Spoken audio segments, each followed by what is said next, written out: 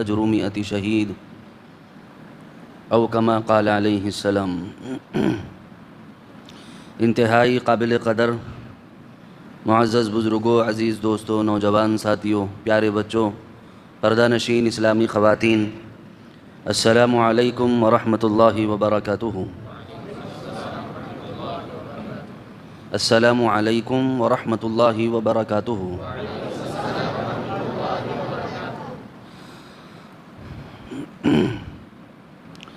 مولانا نور صاحب دامت برکاتہم العالیہ نے اس آیت مبارکہ کو سنایا اور اس سے متعلق آپ حضرات کے درمیان گفتگو کر رہے تھے۔ مختصر وقت میں انہوں نے بہت عظیم مثال کی طرف، جس کو قرآن مجید نے، اللہ پاک نے کلام پاک میں جگہ عطا فرمائی، اس چونٹی کا ذکر کیا۔ بڑی بہترین گفتگو تھی۔ اگر اہل علم حضرات اور علماء بیٹھے ہوتے تو عشش کر جاتے کہ کیا بہترین تمثیل قرآن پاک کی انہوں نے آپ حضرات کو سنائی۔ بہرحال اسی آیت مبارکہ کو ہم موضوع کا سبب بناتے ہیں کہ آج ہم آپ حضرات سے جو عرض کریں گے وہ مولانا نور صاحب نے جو آیت مبارکہ پڑھی، نور رشادی صاحب دامت برکاتہم نے جو آیت مبارکہ آپ حضرات کو سنائی ہے، اسی آیت مبارکہ کو میں نے پڑھا، کیونکہ حضرت جو ہے میرے اکرام میں اٹھ گئے ہیں، ورنہ وہ بڑے ہیں علم و عمل اور تقوی میں، کیونکہ وہ عمر میں بھی بڑے ہیں، علم میں بھی بڑے ہیں، تقوی میں بھی بڑے ہیں۔ مہمان ہونے کے اعتبار سے انہوں نے میرے اکرام میں اپنی جگہ چھوڑ دی، ورنہ وہ ایک مدرسے کے شیخ الحدیث ہیں۔ ابھی مدرسے میں وہ شیخ الحدیث کے نظامت جو ہے انتظامات پر فائز ہیں، درس و تدریس کا کام کرتے ہیں۔ اللہ تعالیٰ مولانا محترم کی عز و انکساری اور تواضع کو اوج ثریا پر پہنچنے کا ذریعہ بنا دے، روحانیت کے اعلیٰ مقام پر اللہ تعالیٰ ان کو فائز فرما دے۔ رسول اللہ صلی اللہ علیہ وسلم کا جوار اور پڑوس اللہ ان کو نصیب فرمائے۔ عزیز دوستوں، پیارے بچوں اور ماؤں بہنوں، قرآن مجید کی اس آیت مبارکہ میں اللہ تبارک و تعالیٰ نے ایک چونٹی کا ذکر کیا۔ اب بعض انٹلیکچوئل جو طبقہ ہے وہ یہ سوچیں گا کہ صاحب ہمارے کو یہ چمٹیوں کے قصے کئی کو سنا رہے ہو۔ جو اتنا انٹلیکچوئل ہے کہ اس کو قرآن کی ضرورت نہیں تو برائے مہربانی وہ اپنے گھر کو جا سکتا ہے۔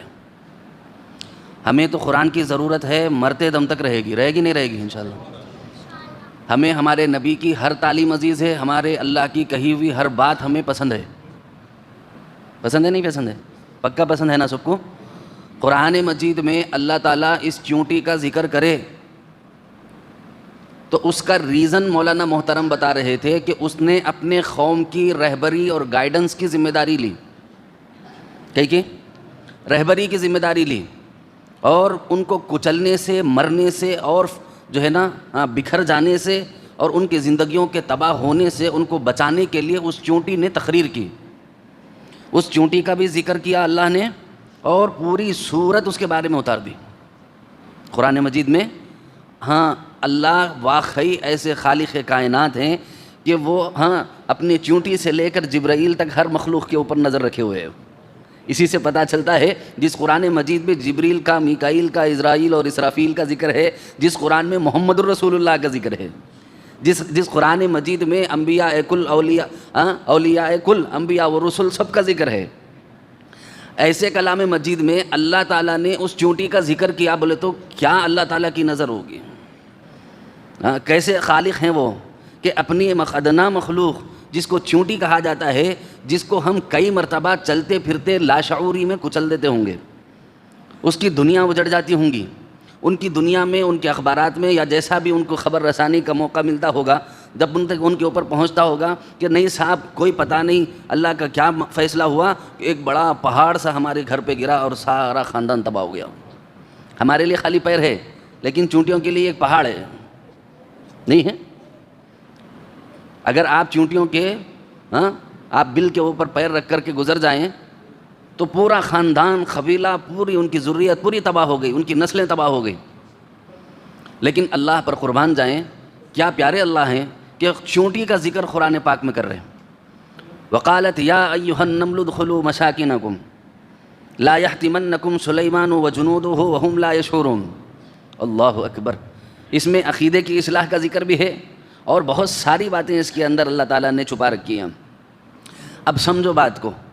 قرآن مجید کی اس آیت مبارکہ میں ایک یہ ہے کہ قائدانہ صلاحیت رکھنے والوں کی اللہ کے نزدیک اس قدر اہمیت ہے کہ اگر وہ قائدانہ صلاحیت کا صحیح استعمال کرتا ہے، اگر وہ چونٹی بھی ہے تو اللہ اس کا ذکر قرآن پاک میں فرما رہے. قرآن پاک بولے تو علم غلم یہ وہ سمجھیں گے. اللہ ہم سب کو معاف فرمائے. قرآن کی اہمیت ہم لوگوں کی نظر میں نہیں رہی.